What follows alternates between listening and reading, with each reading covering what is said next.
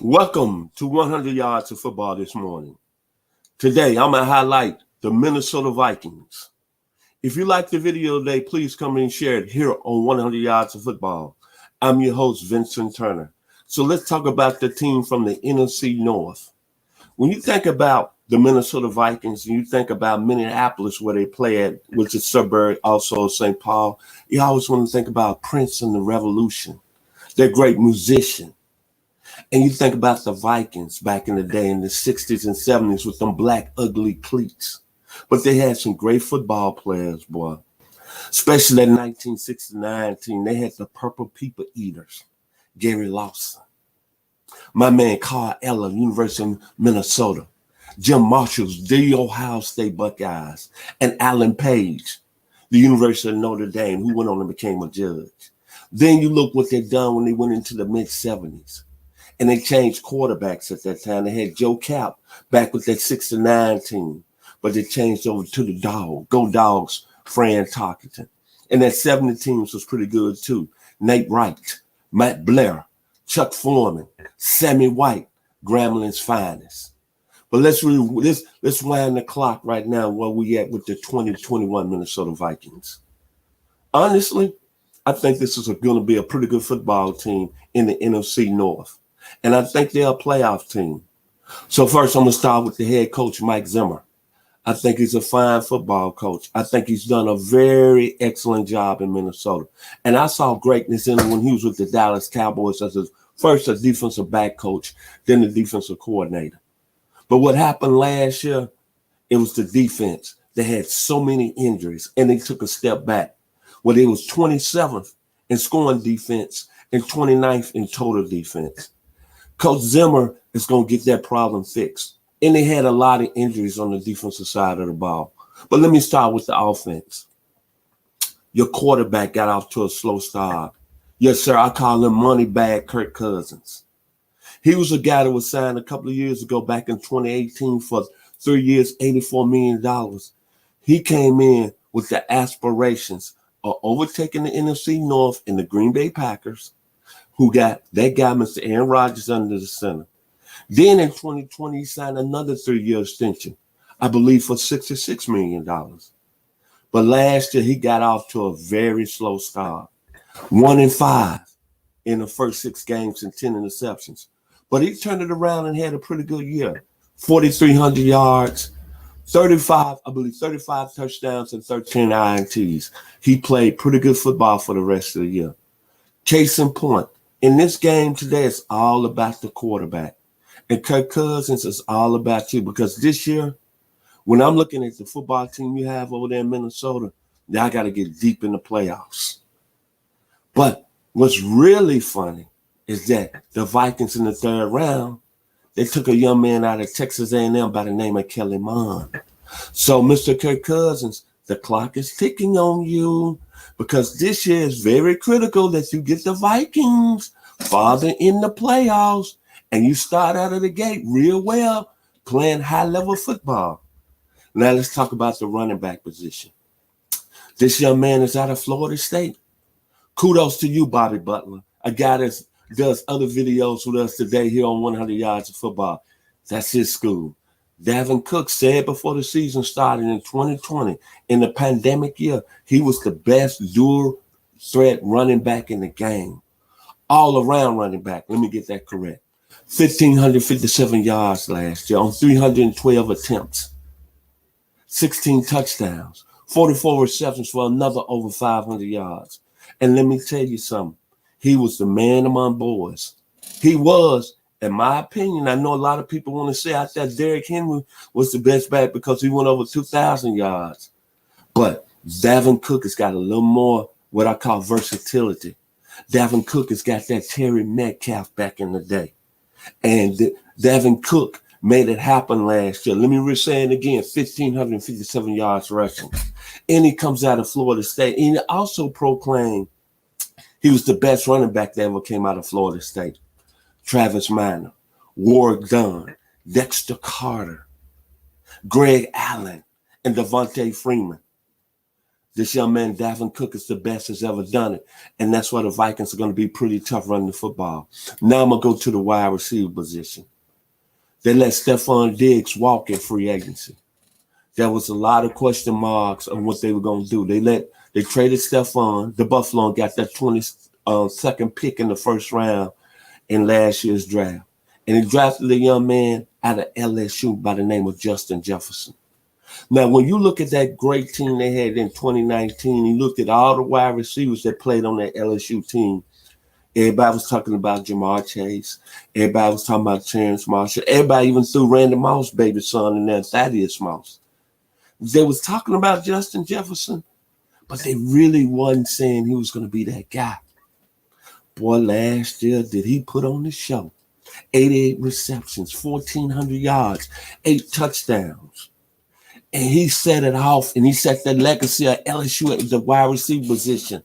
He made you know that, hey, just because Odell Beckham played there, Jarvis Landry played there, Andy Hamilton played there, Dwayne Bowe played there, that, hey, I'm coming with that smoke from LSU. Justin Jefferson was that guy last year. To me personally, he should have been the NFL Rookie of the Year. Can we say Justin Jefferson, LSU, LSU, LSU?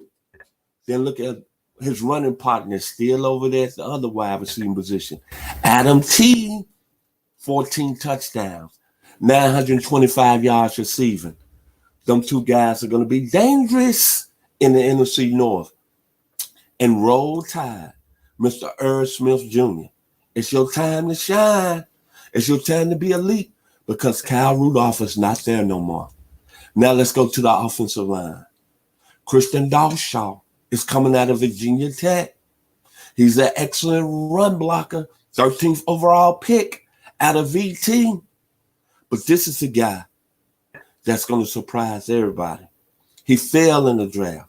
He's coming in as a guard. He's coming from the Ohio State. Mr. Wyatt Davis. He's a football player. And you want to know why he's going to be pretty good with Mr. Dawshaw? It's this right here.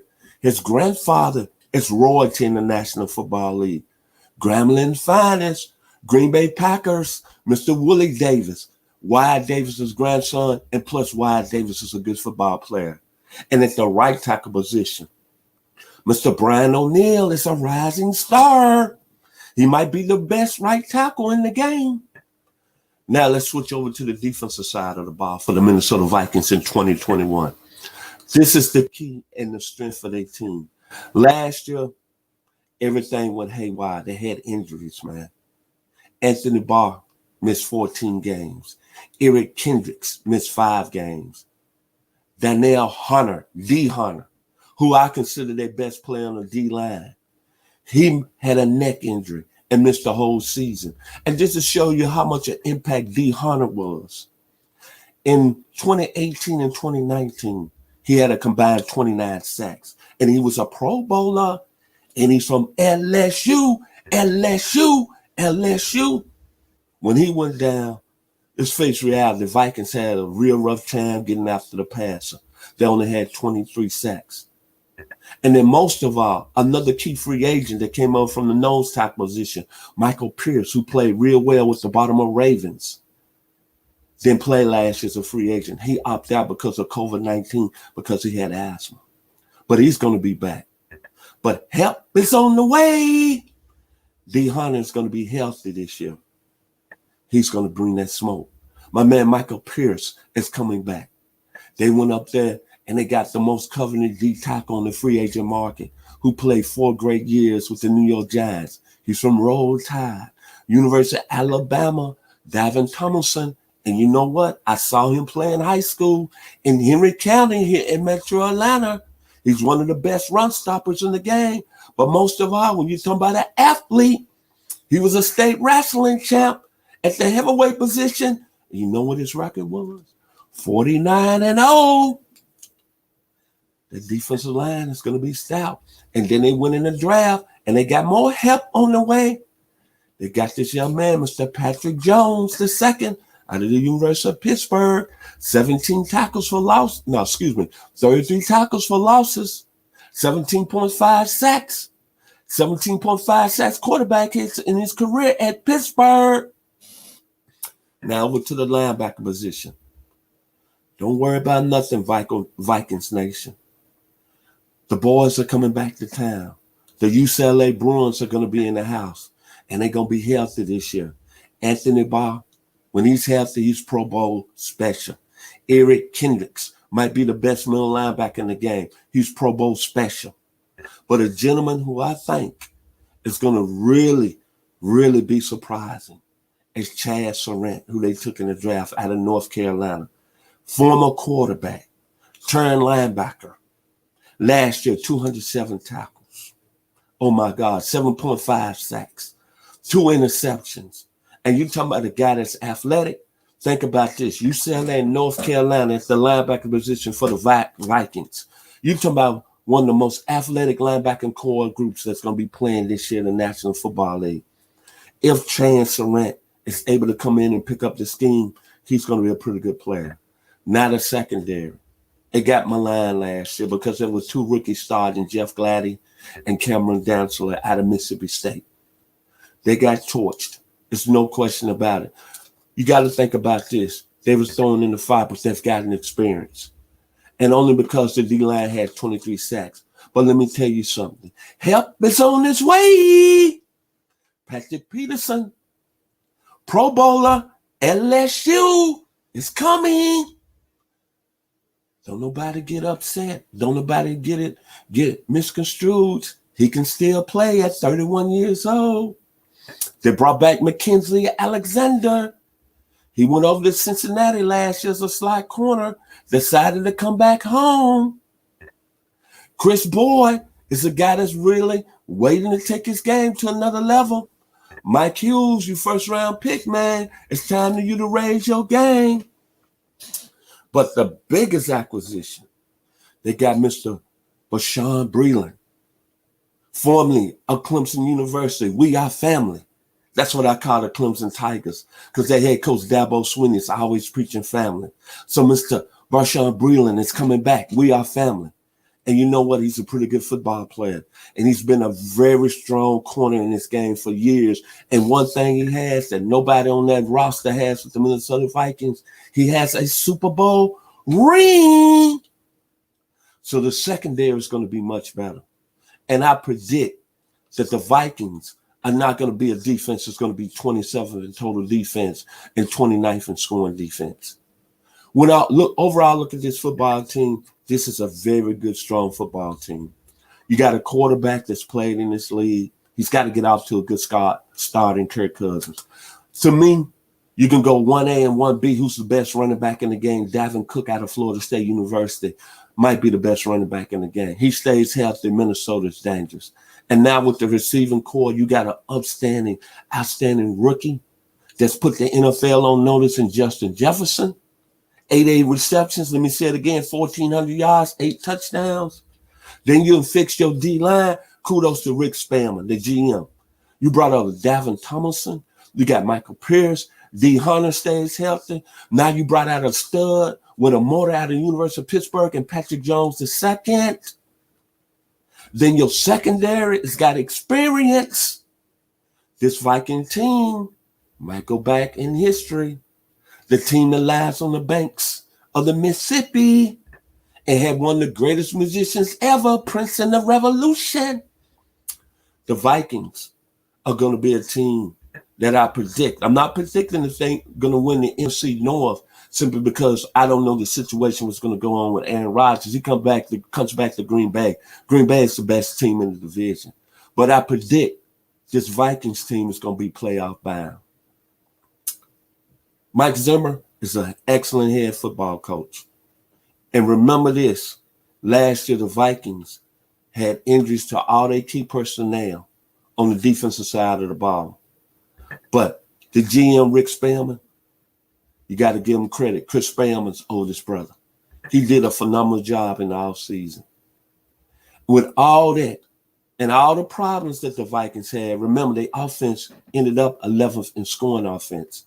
And remember, they had a 1,500-yard running back, a 1,400-yard receiver, and a 4,000-yard passer. Their defense just went in the tank, and they still went 7-9. They still went 7-9. So that being said, this is a team that I can think is going to make the playoffs, and they're going to be a wild card. My final words about the Minnesota Vikings is very simple. It goes back to the greatest musician that came out of Minneapolis, Minnesota, St. Paul.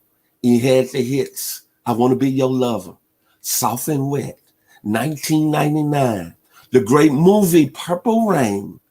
As Prince said, dearly beloved, we've got it here today to get through this thing that's called life.